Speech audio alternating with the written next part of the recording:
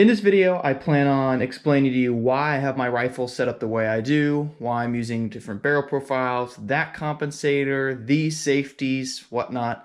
But before we do that, I wanted to disclose that I got this rifle from Dynamic Munitions, who are one of my shooting sponsors. Not everything on here do I feel is necessary. However, everything on here does have a purpose and I think does make it better. One of the common misconceptions that I think that some people have is they'll look at this and say it is a competition rifle, which is true. I think this is way better than a stock AR15, which is like a race car versus a stock, regular car you'd buy off the lot. However, I don't think that being said compromises reliability. There's certain things that I could have done to make this gun, more race gun friendly, such as a skeletonized upper, take off a slick side and not have a forward assist and other things. However, I think with my specific build, I have set it up for a run and gun sport, which is something I compete a lot in, and it is a reliable but also well-tuned machine. So let's get into those details. Alrighty, starting here at the front with the number one most important thing I think you can do to actually increase the performance of your gun is a compensator, and specifically a tunable compensator. Here we have the Patriot Defense tunable compensator, which, as you can see right here, has 3 different set screw holes or ports, whatever you want to call them, on the top. And I have actually set mine up with my specific load right now to have 1 set screw missing in the middle. Now, if you adjust it to put it here, there's more gas that's going to be coming out of these sides instead of the front first. But this seemed to work best with my load and the ammunition I'm using from Dynamic Munitions, of course. So why I think this is the number one upgrade is it increases the performance of your gun significantly. It increases the gas coming out the sides here, which then pushes, because of the angle of the port, it pushes the gun forward, so you have less felt recoil back into your shoulder. And then by tuning the top here, you can keep the gun at the correct level depending on what load you're using, which just keeps it faster, flatter, so you can have faster follow-up shots on target quicker. The second most important thing that I think you can do to increase the performance on your gun is getting an adjustable gas block. So if you see here, I have a superlative arms adjustable gas block, which in my experience right now is the best adjustable gas block on the market. There's other companies such as Odinworks, Seekins Precision that make adjustable gas blocks that fit different price range. So the simple Seekins, is maybe $56 or so on Brownells, Midway, something like that. Then you can get up to Odinworks, which is maybe $80, but I think they're out of stock right now. And then you can get the superlative arms, which is in stock at, 0.625, 750, 825, whatever size you need for the different barrels you guys may be shooting. You can get those for about $99. Why I think this is important is by tuning the gas system, you have less felt recoil coming back, where the bolt carrier group is coming into the actual buffer tube, pushing it back and locking it back up, as well as it keeps your gun cleaner. So keeping your gun cleaner means you have to clean it less. It'll actually function smoother because obviously a clean gun functions a little bit better than a dirty gun with all that dirt, grit, carbon buildup, as well as it's a cheap, $99 thing that you can put a Allen wrench through that I think anybody can do, because you literally put it in there, close it all the way off, shoot one round. I also would suggest filming in slow motion so you can see how far the bolt carrier group is coming back. Once you do that, you would then open it up, say 4, 5, whatever amount of clicks you want, because it has very tactile clicks, and then shoot one more round again, see if it locks back. Keep on doing that process until it locks back, then go back, maybe 1 or 2, put 2 rounds in the gun, see if it locks back. If it doesn't, open it up 1, 2, however many you want to do, and then repeat that process until it locks back.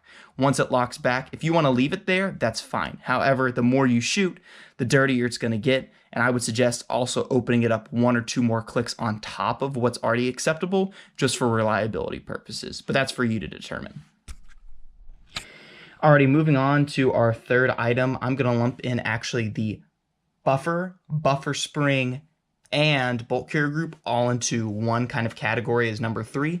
And why I think that's the next important on the importance scale, if you want to call it that, is just because the nickel boron bolt carrier group really increases the performance, and I guess, like, if you want to call it the smooth ability of the actual firearm coming back and locking up any smooth process, not being really jerky or gritty. Now going through and just doing maintenance, like cleaning this area out, actually oiling the right areas on your BCG, even if you have a nitride, phosphate, whatever, coating you have on there, but I think the nickel boron is a little bit better. And oftentimes you can get a nickel boron bulk carrier group for 556, 223, 300 blackout around there for about 89 bucks if you look on sale, instead of a phosphate, which might cost you 60 bucks. So spend the extra 20 bucks to get a nickel boron bulk carrier group. I think that really helps, but also little things that go into that is make sure it's double staked, it's MPI expected, a couple other things that you really need to make sure you're getting a high quality bulk carrier group.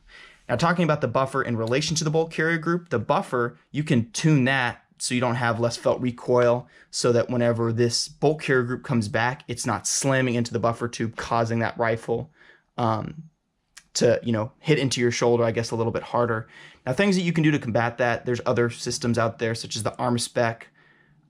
They have a 2-spring setup for your buffer that actually replaces the spring and buffer itself. You can get springs that are flat wire, or JP Enterprises makes polished ones. Hydraulic buffers that actually dampen the recoil with the hydraulic aspect of that buffer.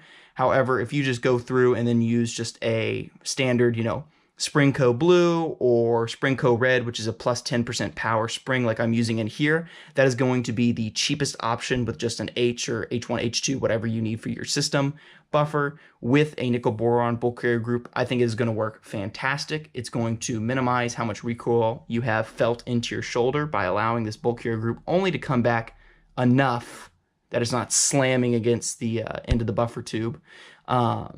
And then enough force to also go back and load that next round, which also increases reliability. So that's important, but I feel like that's number 3, because if you don't have a adjustable gas block or a tunable comp, that this is going to be less effective, because you're also going to need to be tuning that adjustable gas block in relation to what buffer, spring, and bulk carrier group you have in there. I think the next thing that you would need to upgrade after a spring, buffer, bulk carrier group, adjustable gas block, and tunable compensator is the trigger. So if you're going to upgrade a trigger, there's a variety of companies out there, such as Geisley, CMC, like I have in here, AR Gold, Timney, yada, yada, yada, Rise Armament, and so on. You can just Google AR trigger and you'll find probably hundreds of companies that make AR triggers. I specifically have the CMC 2.5 pound competition 3-gun trigger in there, and I really, really love it.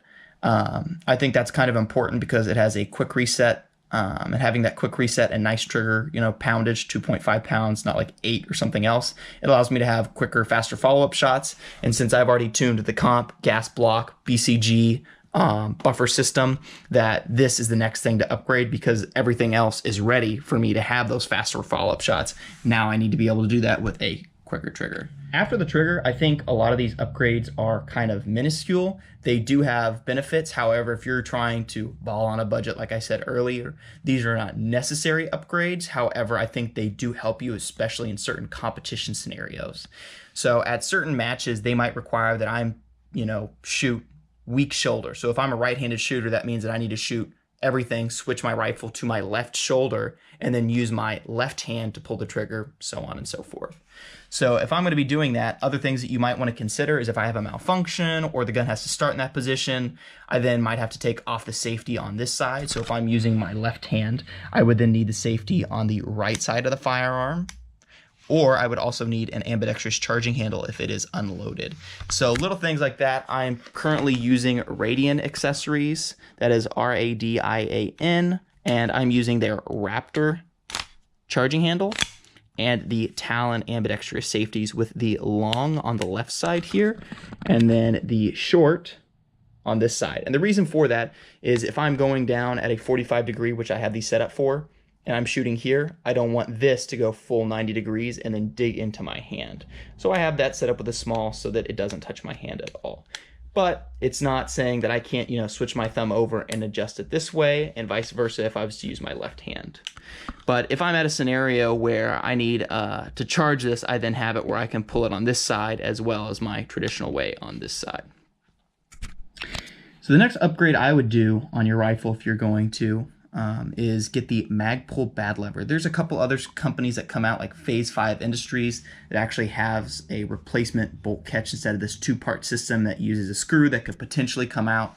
But if you blew Loctite, I haven't had any experiences of this coming out at all, and I think it is a great design. So what it does is it allows me to use my strong hand on my right side, which is the majority of my shooting, to simply, put in a new mag, and then instead of having to use my support hand to smack that lever, I can then simply, be shooting, bang, bang, bang, drop the mag, put the new mag in, push this button down, it is right there ready to go. So everything is all within, a little adjustment of my trigger finger, which is super, super nice. It also aids, and if I'm to push up on this trigger, let me get the camera set up here.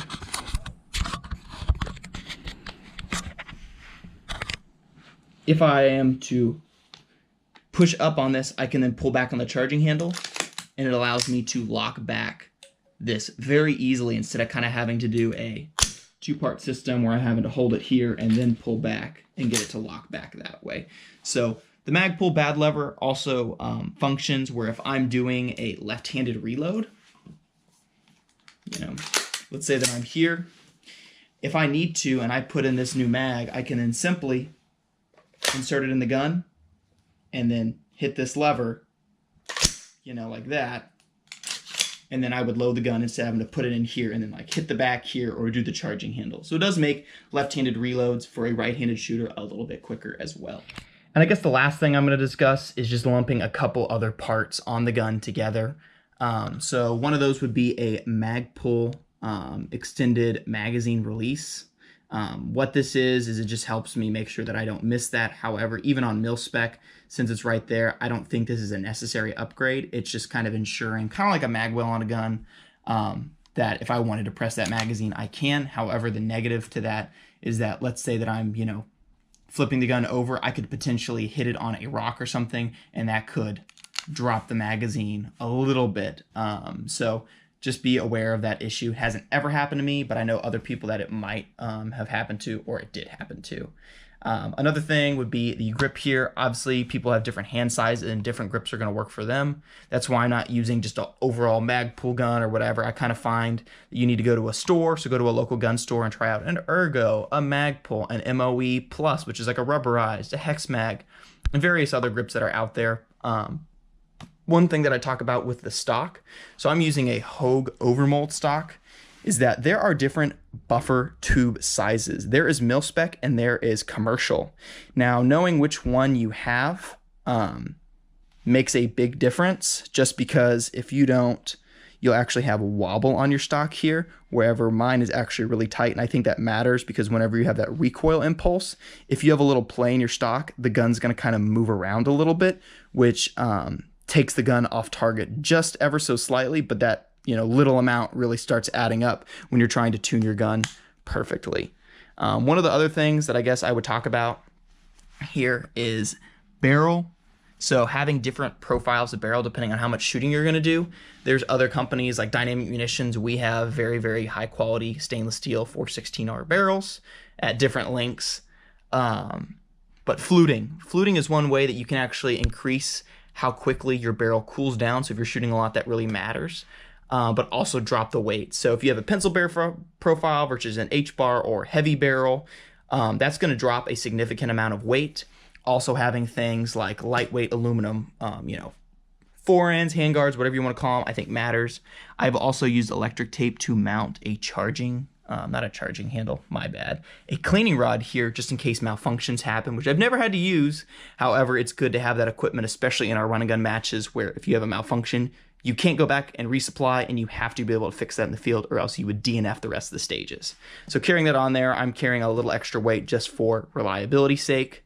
Getting things like a lightweight scope mount, so Aero Precision, they make a very high quality but affordable scope mount for something like a Vortex Strike Eagle or anything that's 1 inch, 30 millimeter, whatever you want. And I guess the only other thing that I would talk about is getting something, if you're ever going to be using a sling on your rifle, which I suggest you should, getting sling setups with different QD points. Also getting an end plate right here in front of your castle nut that has an end plate, because I think there's advantages sometimes you're running a QD point there. And then getting some kind of rail section that either has one built in or adding, a quick little lightweight BCM or something like this.